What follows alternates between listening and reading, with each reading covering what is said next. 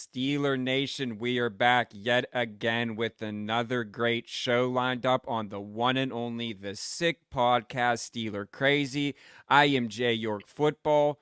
Next to me, he needs no introduction, mic'd up Sports One. And we have a great guest, a man his work is great over at Yahoo College Football. So we're going to talk some Steeler draft picks with him. And Mike, what do you think? How's the weather in South Florida? It's raining per usual. I like that you said I needed no introduction, and you still gave me a little one. I respect that. You got your Stonies hat on today. I like that, Yeah. man. It's making me thirsty. We're getting closer to college football, so we have a great guest today, as you mentioned, and that makes me think of like Saturday beers and kicking back with the fellas and watching some games. Saturdays are for the boys. Noon to midnight, legitimately. So I'm definitely Don't tell our excited wives. for that. Yeah, we'll get everybody warmed up for that. No question, man. Hey, like we said, we have a great guest lined up, so let's get to it, Jimmy. Turn up your volume. Because you're about to listen to The Sick Podcast. Steelers Crazy. Aaron Smith shields. Flacco, Polamalu takes it home. Super Bowl 43. Pittsburgh might be bound for that thanks to number 43. The sickest Pittsburgh Steelers podcast. Sports entertainment like no other. It's gonna be sick. What is up, everybody? Welcome back into the Sick Podcast. Steelers Crazy. Jordan mentioned it. We're excited to have this guy on. College football is right around the corner. I'm bracing for the video game. Might have to ask him about that too. He's a senior college football analyst over at Yahoo Sports. Terrific work. Ross Dellenger. Ross, what's going on? How are you guys? Good to be on.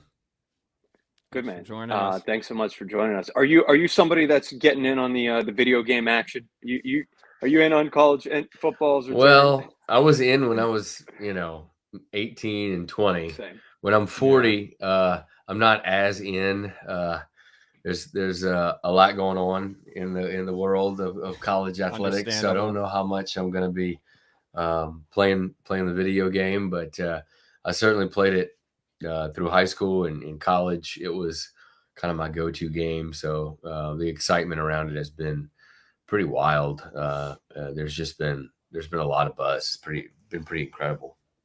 Yeah, good for college football as well. We're not too much younger than you, mid-30s over here. So, yeah, I don't know how much my wife would enjoy me sitting there buying a PS5 and playing all day. But, yeah, we'll see how that goes. Hey, let's get into some Steeler talk relative to college football. They draft Troy Fautanu with their first pick overall in the draft last season. Let's talk about that Washington football team, obviously a national championship runner-up. How much of a factor was that offensive line in guys like Michael Penix and that entire team's success? Yeah, they were. I saw them live maybe at least three times last season. I think they won. Did they win I can't remember if they won the Joe Moore Award for the best offensive line in the country. Couldn't remember if that's Texas or them, but they were up there. Yeah, they were pretty incredible. And Troy was certainly one of the ones to pave the way in for the running game, and then block obviously for Michael Penix to do all the things that he did. It was it reminded me of LSU 2019, their offense. I've never seen like a deep ball game in college quite like that 2019 LSU team until the 2023 Washington team. And I don't think they were on par with that LSU team exactly, but it was as close as I've seen, which that LSU team had Joe Burrow, and I obviously had Justin Jefferson and a couple other incredible receivers that escape my mind right now. Edwards-Helaire as well. Yeah, that's right. Running back Edwards-Helaire, and then they had a great offensive line as well. But yeah, Troy's the Steelers loaded up, I think, on offensive line, which is a position that we all know. If you don't have a solid offensive line, that's just your offense is going to struggle. Yeah, I mean, a similar team, at least success-wise, to that LSU team Obviously, the Georgia Bulldogs the last couple of years, and Broderick Jones, their first-round draft pick last year, just another, a clear example of them upgrading the offensive line. I want to switch gears a little bit to the team that won the national championship. A popular player in Steelers circles right now, as skill position players generally become. Tell me a little bit about Roman Wilson, Pittsburgh Steelers' new slot receiver, most likely. Yeah. Like any slot receiver, you gotta have that kind of quickness, right? In really precise route running. And he certainly showed that right last year with Michigan. And I don't know if they win it all without him there. He was a vital part of their offense was obviously built around it. Speaking of offensive line, right, and moving the ball down the field, maybe sometimes methodically, but they needed kind of that short yardage receiver that can also stretch the field, and he provided that. I think that without him, they really struggle in as far as passing the ball. Without him too, JJ McCarthy probably isn't the same quarterback. So he was impressive to watch. That was a good pickup. Watch him and how he runs routes and stuff. It's impressive. Yeah. So back to the offensive line a little bit, just another guy before we talk some more college football. Zach Frazier, the Steelers desperately needed a center, and I think that he can be our center for the future. Just talk about a little bit what you know about him and what you think his ceiling is. It's not very often that you talk about centers. And you spend time on centers. It's kind of like you forget that guy is there, but sometimes, but he's quite important since he's the first one with the ball. I was just actually spending time with Neil Brown, the West Virginia football coach, Coach Zach, and he raves about him. And not just his obviously athletic ability, but the stuff above the shoulders, right? And that's what is so important in a center that you need. And it's a big loss for West Virginia, but a big gain for the Steelers. And Zach is not small, right? I think he's around 6'3", probably 315 or so. He was also a wrestler, I believe, as well. So that's also a good. So I did read up. Yeah, good with the hands then. Yeah, good with the hands, which you'd want in any center. Good to hear. I know our viewers are going to love that. It's always good, and you got a firsthand look at it. So talk about back to college football specifically. Talk about the realignment a little bit and what you think the whole dynamic. And obviously with the NIL and the transfer portal, it's just a whole different ball game. But just talk overall, like with the realignments and it's just a lot. Like I said, I'm sure you're busy over there at Yahoo. It's nonstop. Yeah, it is. It's just when you think maybe things are stabilizing, you get reminded pretty quickly that there's no real stabilizing college athletics right now, even with the ongoing court case and litigation and settlement and the new revenue sharing model coming. We won't have stability even with that. And conference realignment is something that what's the phrase that it never sleeps. So especially with the situation in the ACC right now, that of course includes Pitt. That was my next question. Again, perfect segue. What do you think about Pitt this year? Yeah, the ACC in general is in a fragile position, I would say, when it comes to realignment. And Pitt is one of those teams, one of those schools that probably isn't on the level of the Florida State and the Clemsons and the North Carolinas with that brand, but they're also not on the level of a Syracuse or something, right? Mm-hmm. So they're in the middle, and it's probably a position that that is a little dicey to be in right now. We've seen good programs kind of get left behind right now with realignment, and that's the last thing you want is some kind of ACC break apart or something, and then you're left scrambling, right? Like Washington State and Oregon were, or even the Arizonas and Colorado and Utah that were kind of out there and had to find homes. Stanford and Cal. I mean, all these programs that were kind of left behind, and you hope that doesn't happen anymore, but I'm certain that it will. I'm certain that you will see more programs left behind, and all eyes when it comes to conference realignment is in the ACC as two big powerhouse members are trying to exit.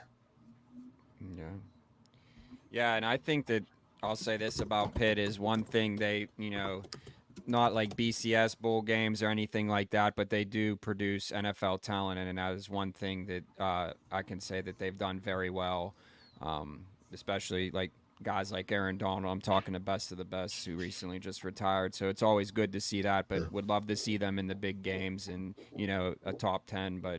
And so, I'm a Pitt guy, but let's talk about the other side. Penn State. Do you think that they can get over the hump this year? It seems like they have a quarterback over there in Clifford. Like, where do you see them at? Aller. Yeah, Aller, Drew. Yeah, Aller. I said Clifford. That's So yeah, you kind of nailed it, right? They've had this hump or this hurdle they are struggling to get over, and that's basically beating Ohio State. That's the main thing. When you add in Washington, Oregon, USC, and UCLA, it doesn't get easier, right? not at all. So it's gonna be tough, and they've been so close. I think Penn State.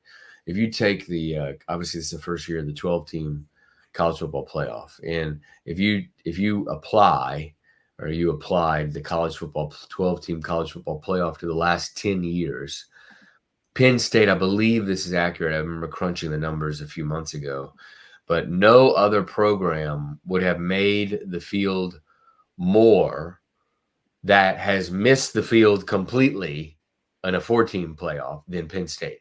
They would have made the field, I think, 5 times, maybe 6 times in the last 10 years. So they've been set up to make a run. They just missed out. And a lot of times their seed, I think, as I recall, would have been, around like 6 to 7 to 8. And that's hosting a playoff game in Happy Valley. So they are set up there. And as you mentioned, the quarterback returning and a lot of other pieces.